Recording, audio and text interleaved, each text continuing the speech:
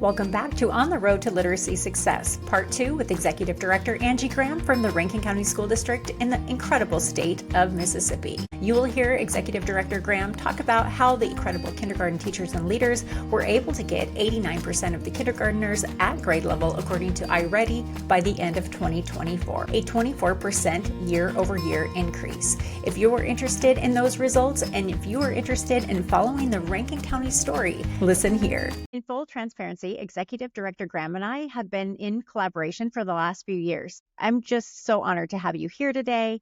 Grateful for our partnership. Yes, absolutely. And I'm grateful as well. And the partnership has been so instrumental in our shift from balanced literacy to structured literacy. And I'll share a little bit about that journey that we've had. There was something that you said that just was bam, mic drop. There is no amount of tier 2 or tier 3 instruction that can undo effective tier 1 instruction. And that was a wow. I immediately sent the text to my superintendent and say, I think we have found it. Listen to this. And I typed out that phrase to him and he said, you need to come see me, which the next morning, that was on the second day of the training, I believe. On the next morning, on that Wednesday, I had to be a little late to the training, but I came in and met with my superintendent, shared what I was hearing, shared what we were experiencing, asked if this is something we could explore a little bit further, got his blessing on my way back.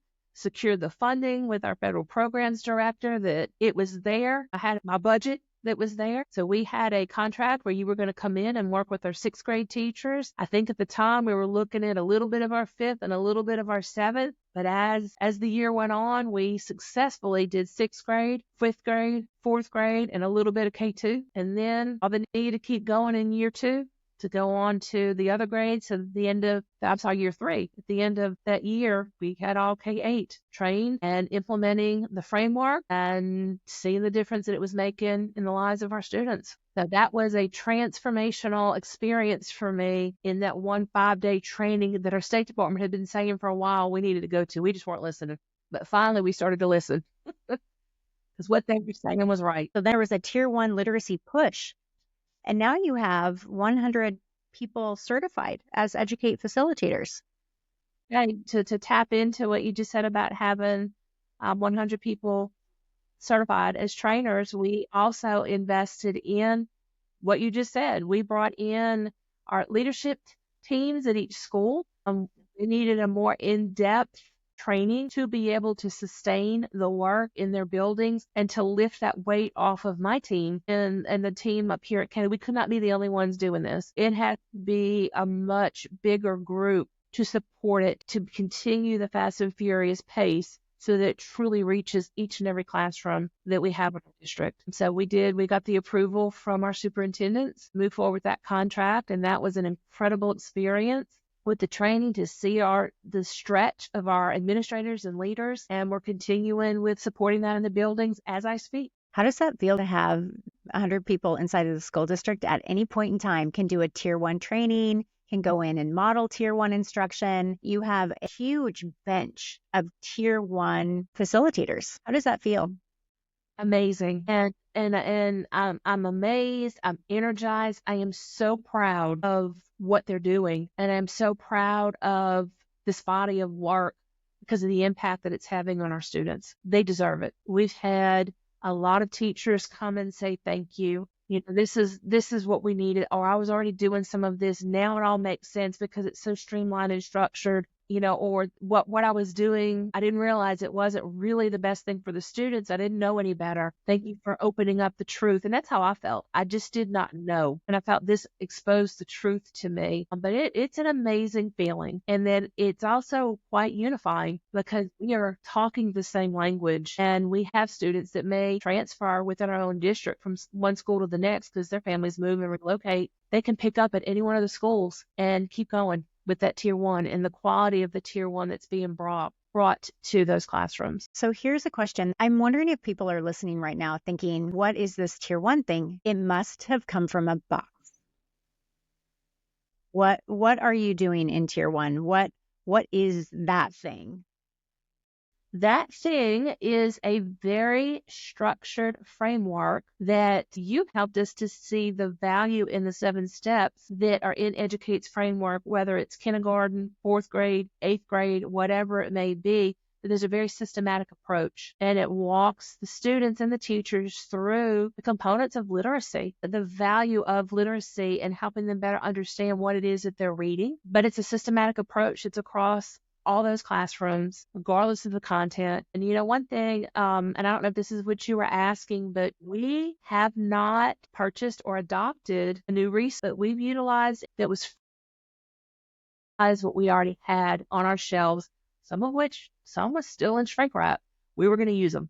We were not going to throw it away and waste money and waste resources. So that's what we did. And people in the Pacific Northwest might really appreciate that because we're into recycle, reuse, renew. Yes. Can you talk to us a little bit about results? Results, absolutely. I am so excited with the results that we have. When we started this journey, our reading proficiency levels, just district-wide, I think it was our 4th grade level that we were looking at, was roughly the 60% proficient. Or not, so we were doing okay with that, but we have steadily gone up, and I'm just so excited to see that. I've got some data I'm looking at right here that I'll gladly read, but in spring of 2023, our kindergartners were 65% at or above grade level. Fast forward to 2024, and 89%. So we saw within 1 year Way to go. difference. For 1st grade, they were our 1st grade in 2023, spring of 2023, and that third progress monitoring that we did with only 44% were at or above. Fast forward to spring of 2024, 71%. Reminding the listeners, Yes. Sample size. So we're not talking a tiny little school district. We're talking the 2nd largest school district in the state of Mississippi.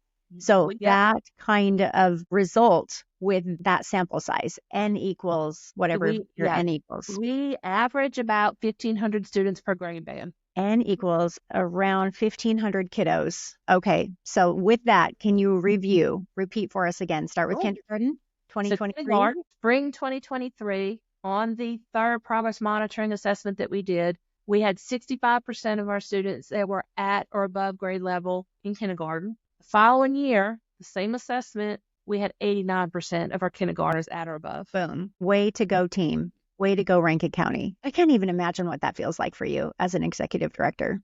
Okay, it was amazing. It was amazing. I can keep talking about this all day long. We saw the gains, not just in kindergarten first, but we saw it in 2nd. We saw it in 3rd. We're just seeing it across all the grade bands that we're digging in and doing this with fidelity. But in our state, we have what is called a 3rd grade gate.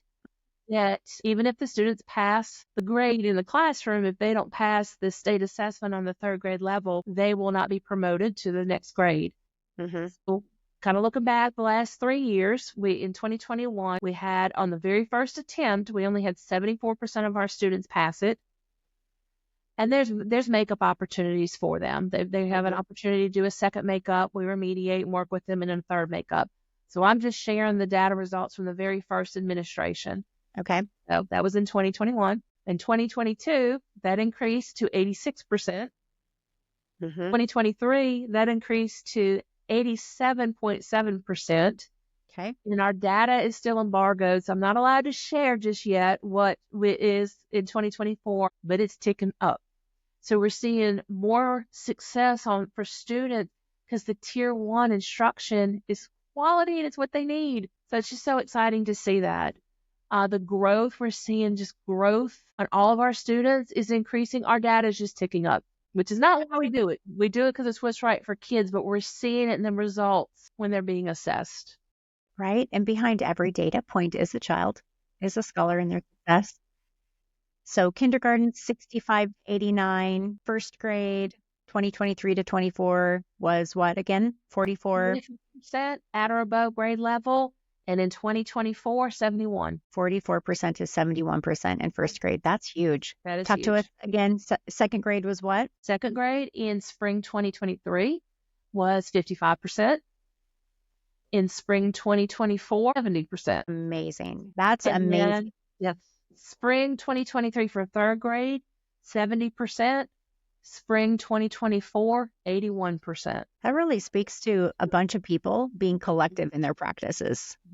It does. Wow, way to go. I'm doing fireworks here. Well, when I was typing that up and kind of getting it ready, it was just like, oh, look at that. Yay.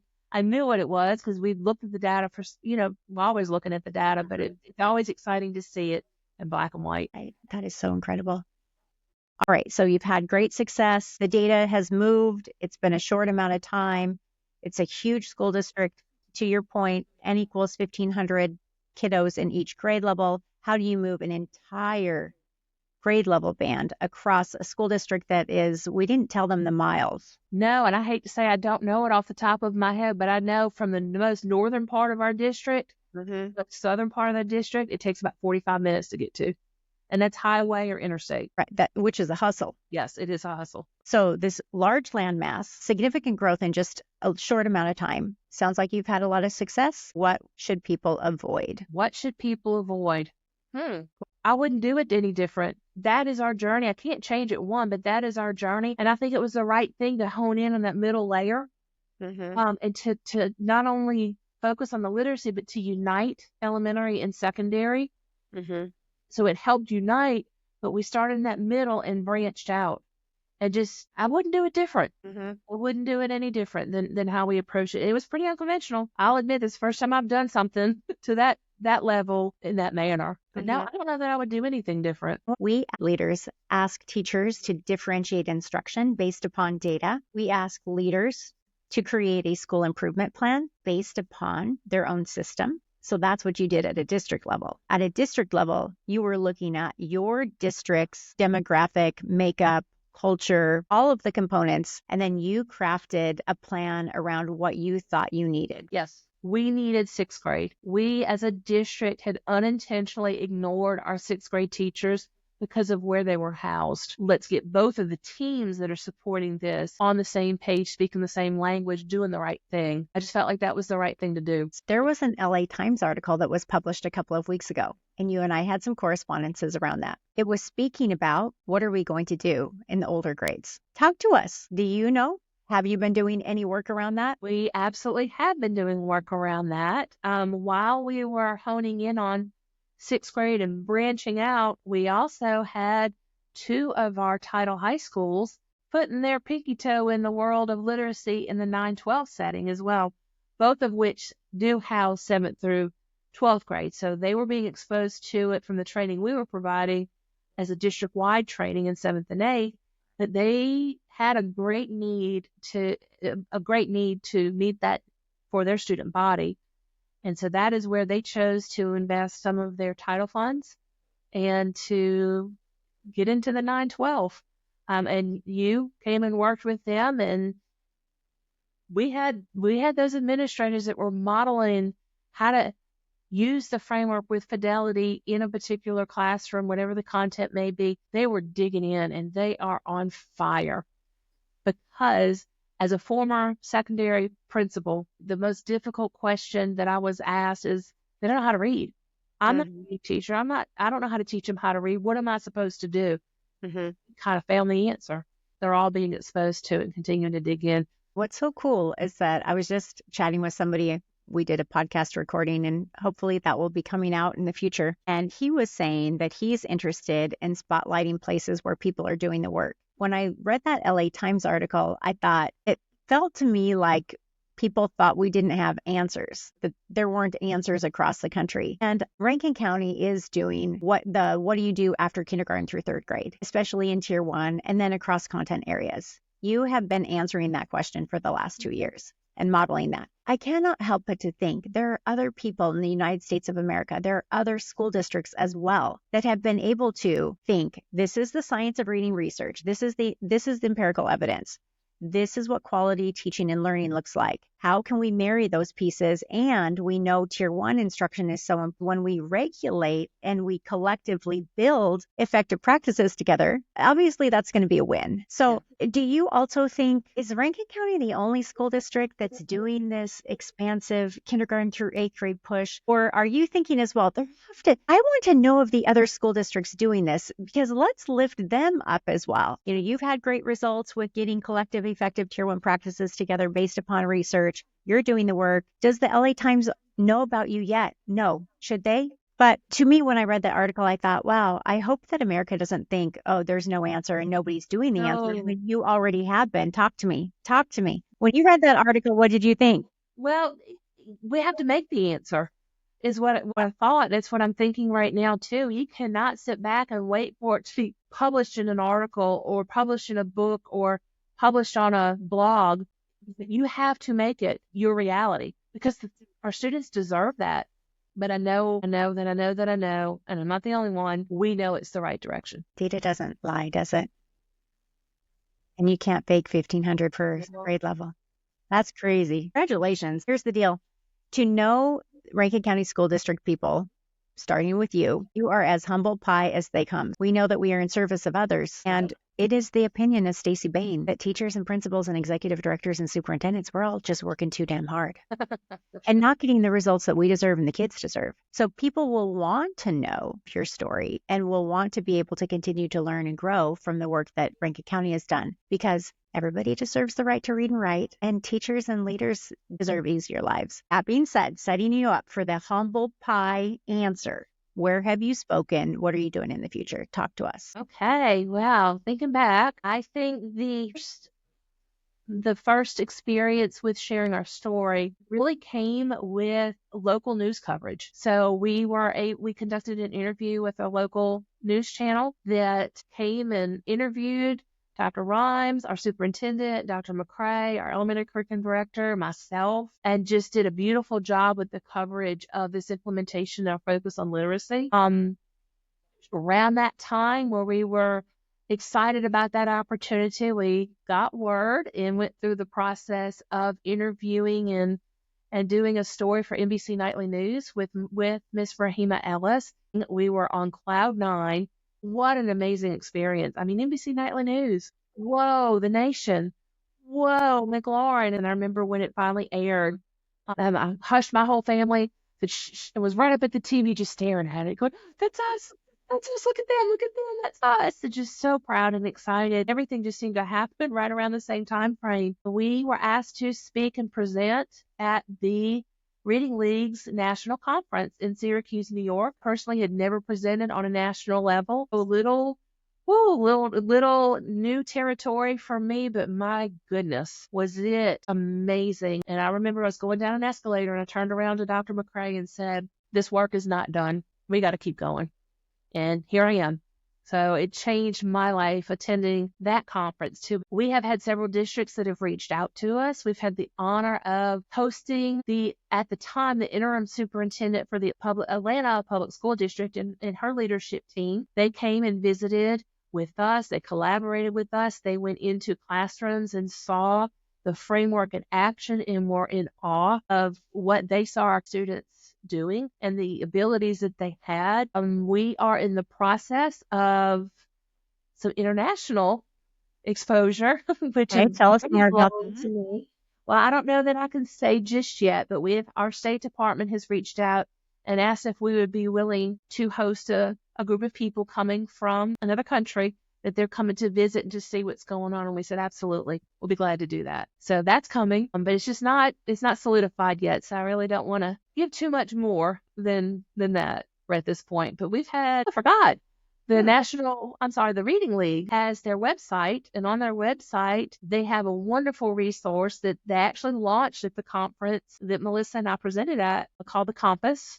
And on the Compass, there is an administrator link, and we have been asked to submit a blog post of sorts, and it's posted and it's publicized there. So we are, I guess, sort of published, but our story is on their website under the Compass section. You can share you can see a little bit more there. We have just It has been a whirlwind. I am proud of this work. I want to represent our district well because the hard work is the teachers, ones doing the work, and it's the kids. They're the ones that are soaking it in and doing the work also. So I want to make sure that this is not me. That you said I'm uncomfortable with this. It's not me. They're the ones doing it. I have the honor of supporting that. And I have the honor of being there for them and holding their hand through that and working with them and navigating through this journey with them. But it's kind of cool. It's kind of cool to get I don't want to say recognition, but hopefully our story is out there to help others and help others say, you can do it. If we can do it, you can do it. Don't stop. Like a Journey song, don't stop believing, but don't stop. Do what you know is right. Do what you know the research tells you is right. Just keep going and just don't stop. I've had my shares of, you need to rethink that. I've had my shares of hurdles, but just continue to navigate through and not let it stop this work. Your true north. Mm-hmm. How can we have collective, effective Tier 1 practices? And how can we scale those practices across an entire system, kindergarten through 8th grade? And how can we get all leadership with teachers to be rowing in the same direction? And that's what makes your story so compelling. And I know that I just heard you say, I want to be able to lift up and shine a light on the great work that the teachers are doing in the classrooms. And I agree with that. And I also remember what it felt like to be a teacher and to not have the support of a principal, to not have the support of district office, to be going it alone with myself and or my team. That's a very lonely place to be. Oh, I've been there. It is very lonely. And I don't want anybody that I have the honor of working with to feel that way. So the teachers can lift the work every single day because they have the executive sponsorship of the True North leadership vision of, as for us in our house, we will ensure literate population. And this is how we're going to do it. This is our game plan to move this work forward. So it's a hand and a glove. It's a great pairing. So you are the perfect charcuterie board in the Rankin County School District. Oh, it takes everything on that charcuterie board to make it so appealing. So I could not be more grateful for your time today. I know that we have now spoken for 1 hour and 20 minutes. Thank you Thank you for giving of your time in that regard. We will have this as a podcast broken out into segments. And so people will be able to have you in their ears for more than just a 20-minute session. Executive Director Graham, thank you so much for your time today. I was just going to say thank you. It is such an honor, and it's been a wonderful journey. I'm here to help anybody or speak to anybody, so please feel free to share my contact information. Thank you for the opportunity to share our story, too. It's an honor. Thank you. And to all the listeners, make sure you check the show notes for all of the goods, especially the information about how you can get in touch with Executive Director Graham and the Rankin County School District team. If you want this podcast to be part of your life, make sure to hit the follow and leave a good human review. Share it with all of your friends and colleagues. Our goal is to make certain that we across the world are all on the literacy road together. See you next time. And again, thank you, Executive Director Graham, for helping us to understand the ins and outs of moving a school system of 3,000 educators and 18,000 students forward for Tier 1 literacy success. Thank you. Thank you for joining On the Road to Literacy Success. We are unstoppable together, especially when we set the cornerstone of Tier 1 by subscribing to our YouTube channel or go to goodhumanseducate.com and sign up for our newsletter.